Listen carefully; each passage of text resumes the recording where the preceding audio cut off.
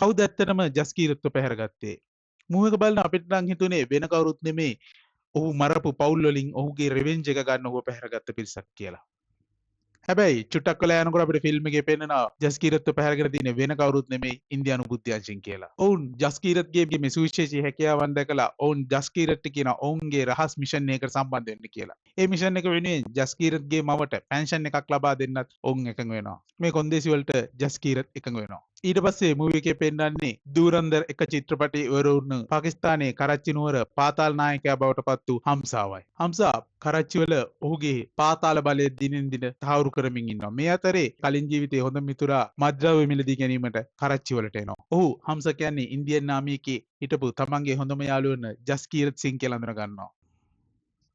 මේ වෙලාවේ හම්සා ගොඩක් කලබල වෙනවා. අවසානයේ එයාගේ කලින් ජීවිතයේ හොඳම යාළුවව මරන්න යාට සිද්ධ වෙනවා. මේ සිදුවීමත් සමග පාකිස්තාන පොලිසියේ SP අස්ලාම්ට හම්සා ගැන සැකයක් පහළ වෙනවා. මේ අතරේ හම්සාගේ වයිෆ් හම්සා ගැන ඇත්ත දැනගන්නවා. මේ හේතුවෙන් හම්සාට තමන්ගේ රහස රැකගන්න SP අස්ලාම්ව ඝාතනය කරන්න සිද්ධ වෙනවා. දේශපාලනයට සම්බන්ධ වන හම්සා 2008 නොවැම්බර් 26 ඉන්දියාවේ මුම්බයි ත්‍රස්ත ප්‍රහාරයට සම්බන්ධ සියලු පාකිස්තානු ත්‍රස්තවාදී නායකින් ටිකෙන් ටික මරන්න පටන් ගන්නවා. මූවී එකේ මේන් විලන් තමයි මේජර් ඉක්බාල්. ඔහු තමයි ISI නායකයා. තමන්ගේ කට්ටිය ටිකෙන් ටික මැරෙන එක ගැන කනස්සල්ලෙන් ඉන්න මේජර් ඉක්බාල්ට විශේෂ තොරතුරක් හම්බ වෙනවා. ඒ තමයි මේ මිනිමෙරුන් පිටිපස්සේ ඉන්නේ වෙන කවුරුත් නෙමෙයි හම්සා කියලා. මේ නිසා හම්සා සමග යන ලොකු ෆයිට් එකකට පස්සේ අන්තිමට මේජර් ඉක්බාල් මිය යනවා. මේකත් එක්ක හම්සා එයාගේ රිවෙන්ජ් එක කම්ප්ලීට් කරනවා. ඊට පස්සේ අපිට පෙන්නනවා හම්සාව පාකිස්තාන පොලිසිය විසින් අත්අඩංගුවට ගන්නවා. හම්සාව පාකිස්තාන පොලිසිය අත්අඩංගුවටපත් වුණත් ඉන්දියානු බුද්ධ්‍යංශ ප්‍රධානියා මැදිහත් වෙලා ඔහුව බේර ගන්නවා. මේ තමයි දූරන්දර් ද රිවෙන්ජ් මූවී එකේ කතාව.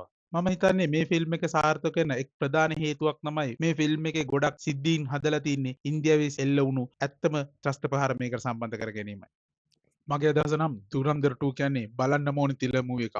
දූරන්දර් 2 මූවී එක දූරන්දර් 1 මූවී එකට වඩා ඇක්ෂන් සහ බෑග්ග්‍රවුන්ඩ් මියුසික් වලින් ඉදිරියෙන් ඉන්නවා කියලා මට හිතෙනවා. මම ඒ හින්දා මේ ෆිල්ම් එකට 10න් 9.5ක් දෙනවා. ඔයාලත් මේ මූවී එක බලලා තියෙනවා නම් ඔයාලගේ අදහසත් කමෙන්ට් එකකින් පල්ලෙන් කියන්න. වීඩියෝ එක හොඳයි නම් ලයික් පාරක් දාලා ෂෙයා කරන්නත් අමතක කරන්න එපා.